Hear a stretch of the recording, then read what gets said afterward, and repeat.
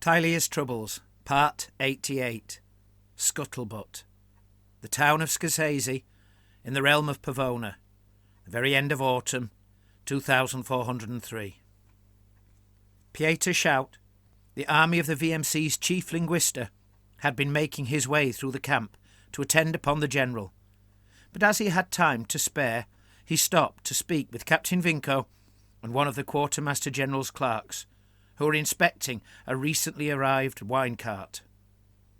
"This is not good," complained the clerk, Zanobi, his face contorted in disgust, after having swilled half the contents of a little pewter can, then spitting out the vile fluid.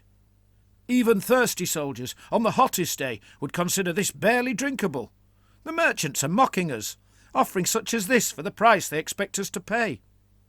"Then it cannot be the same wine the Quartermaster General and myself tasted of," said Captain Vinco, reaching out for the can. "That was a delightful tipple." The clerk pulled the can away. "I know you to be a brave man, good captain, but there's no need to face this particular enemy." He poured out what remained, then folded his arms as he did so often, the empty can disappearing behind the loose sleeves of his orange doublet.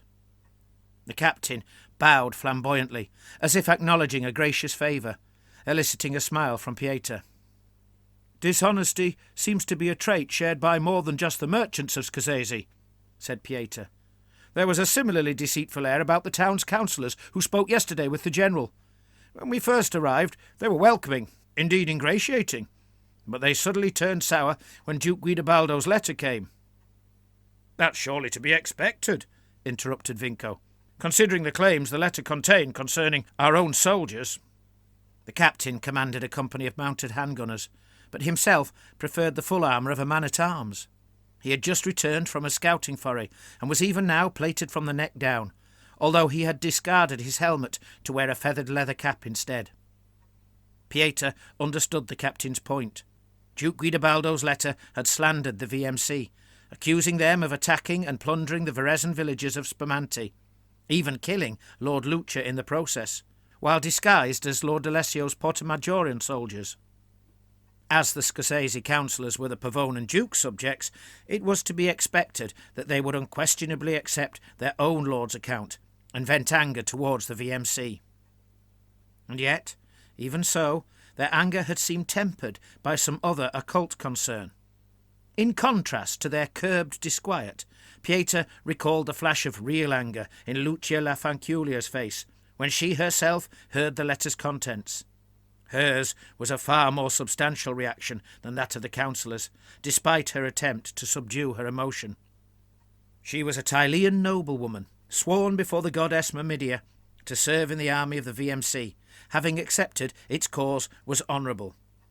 The syndicate of Marienburg trading interests, forming the Vereinigde Marienburg Compagnie, had been invited to defend Alcente from Kernag's Wag, and, having done that, was now marching north to help defend the whole of Tilea against the vampire Duchess.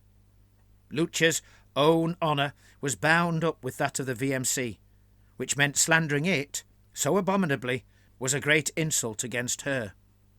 Captain Vinco laughed. "I can imagine the discomfort they felt when obliged to question our general concerning their own lord's accusations.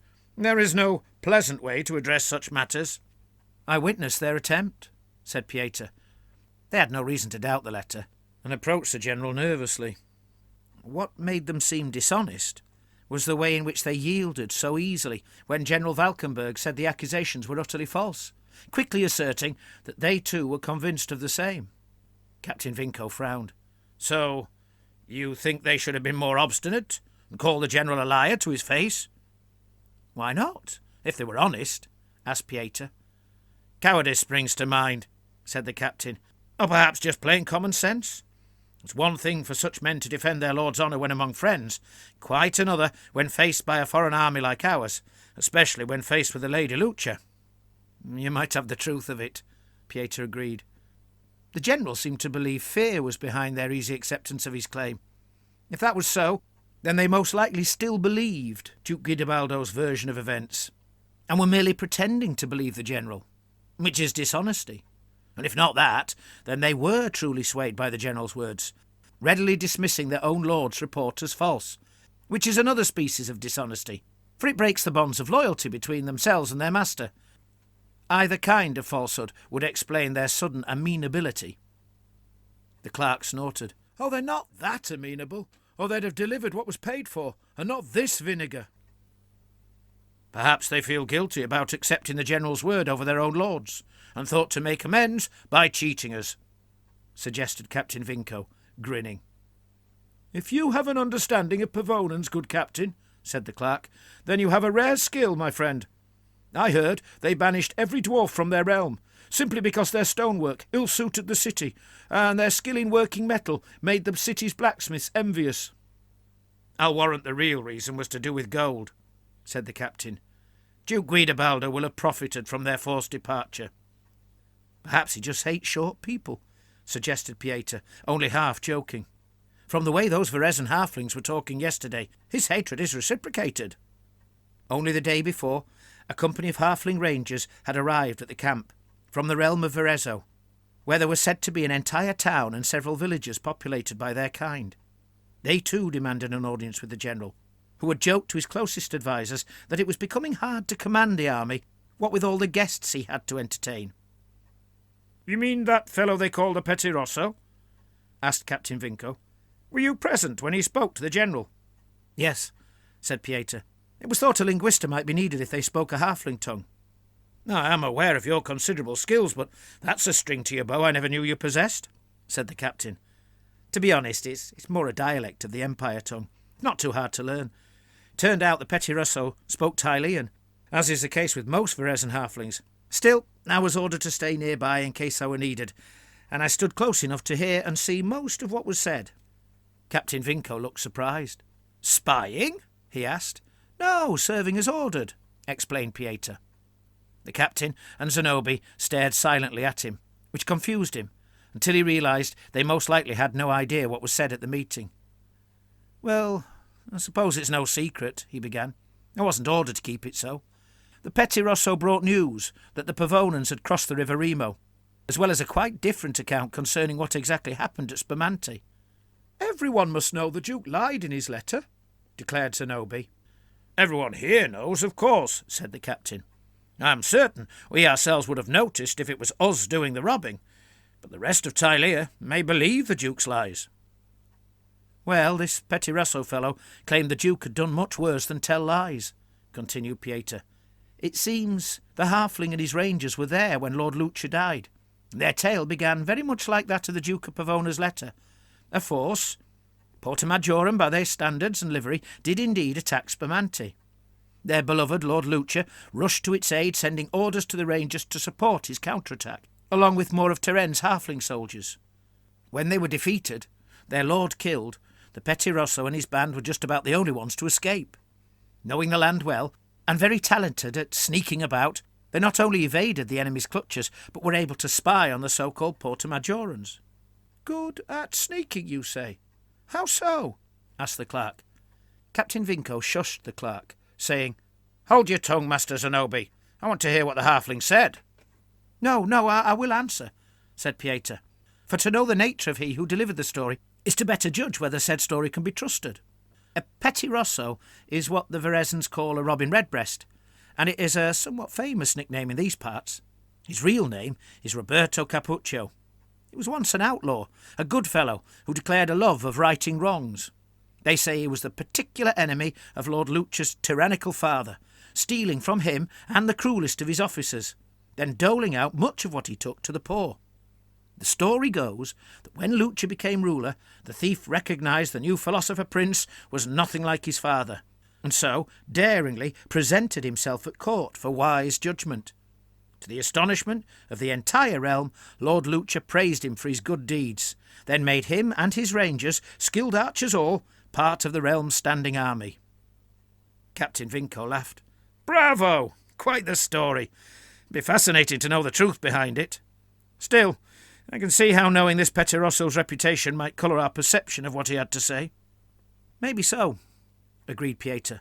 "There could be layer upon layer of lies concealed in such a fellow's words. Nevertheless, he claimed the supposed Porta Majorans, having stripped all the loot they could from Spumante, moved off northwards, After a while they halted, burned the flags, and changed some of their clothes. The knights, however, keeping their blue and white livery. Then a company of Southland's crossbowmen, mercenaries for sure, and a handful of knights went off further north, escorting the loot, while a regiment of bravi swordsmen and the rest of the knights, along with their commander, headed off east by south. Petit Rosso did not want to weaken his meagre company by dividing them, and so chose to follow the loot, to learn where it was being taken. "You mean he wanted to rob it?" suggested Captain Vinco, with a chuckle. I doubt he had enough in his band to attempt a robbery. He shadowed the little force until it reached the river crossing over the Remo at Casoli. This, they claimed, proved their suspicions. The looters were not Portamajoran, as the Duke of Pavona claimed. They were Pavonans, Duke Guidobaldo's own men. Later that same day, the Petit Rosso spotted our own scouts, and so, hoping to find potential allies, he came to us. Captain Vinco laughed loudly, and, being a bold little fellow, marched right on into our camp to demand an audience with the general. The clerk had a furrowed brow, obviously pondering all that he had heard. "So we only have the word of a famous ex-thief," he said, "whose dead lord happened to be the Duke of Pavona's particular enemy. What did the general say?" "Oh, General Valkenburg is ever the diplomat," answered Pieter. He thanked the fellow, expressed sorrow for his loss, but said that because he himself was no Tilean, he would have to tread carefully when dealing with such serious accusations. Then, as a kindness, he offered the Rangers employment as scouts for our army, howsoever temporarily, that they might not be without bread. "Ha ha ha!" laughed Captain Vinco. "A proud, strutting Robin Redbreast made to feel like a beggar." "Indeed," agreed Pieter. It may not have been the general's best judged answer. The attempted act of charity altered the Petit Rosso's demeanour considerably.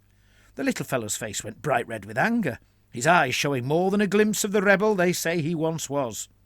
As bold as you like, he launched into an impassioned tirade, telling the general that Lord Lucia was murdered by dishonourable thieves, led by a cowardly and ignoble duke who disguised himself and his men.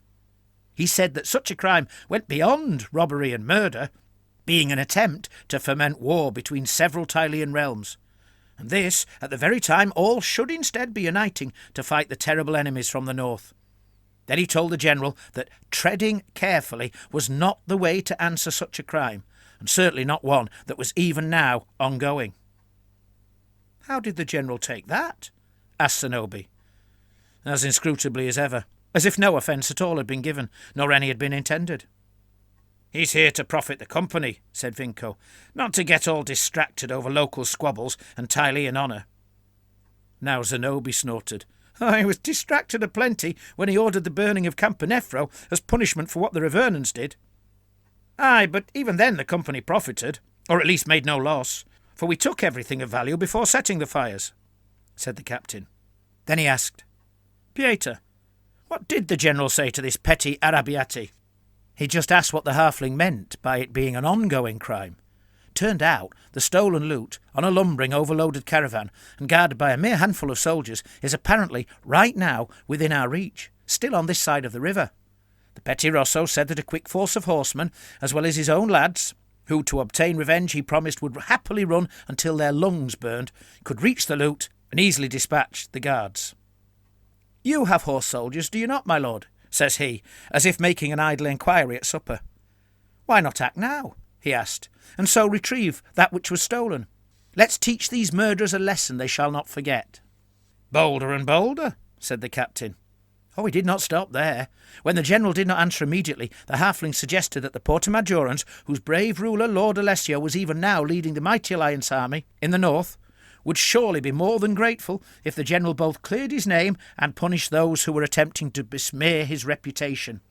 See, the halfling knew nothing of Duke Guidobaldo's lying letter, proclaiming that it was our men, disguised as Portamajorans, who had committed the heinous crime. Portamajorans would be in the general's debt, he says, as would all those who loved the truth. Then, his impatience perhaps getting the better of him, he declared that if the general would not help him before it was too late, then he would find another way, or die trying. "I love my master for conscience sake, with all my heart," says he, and he would not risk allowing such a crime to go unpunished. When the general answered that he would have to consider the matter and take advice from his Tilean lawyers, The Petit Rosso finally went too far. He looked the General in the eye, bold as brass, and declared, "As you are merchants from the north, unable to understand honour, I will pay you half of what was stolen, if you lend help, and if I am allowed to return home with the rest." Captain Vinco shook his head in disbelief, with closed eyes, while the clerk rolled his eyes to the heavens. "What did the Lady Lucia make of those words?" asked the captain. "She's not a northerner, so the insult was not directed at her. In truth, I know not, for she didn't speak, and I couldn't see her face, but I doubt she was happy." "I think then, at last," continued Pieter, "even the halfling noticed the mood had changed. Yet still the General merely nodded, unperturbed, and said again that he would think upon it all. Then, before the Ranger could dig himself any deeper, the General dismissed him, suggesting he and his men should eat, rest, and so prepare themselves for what must be done in the morrow.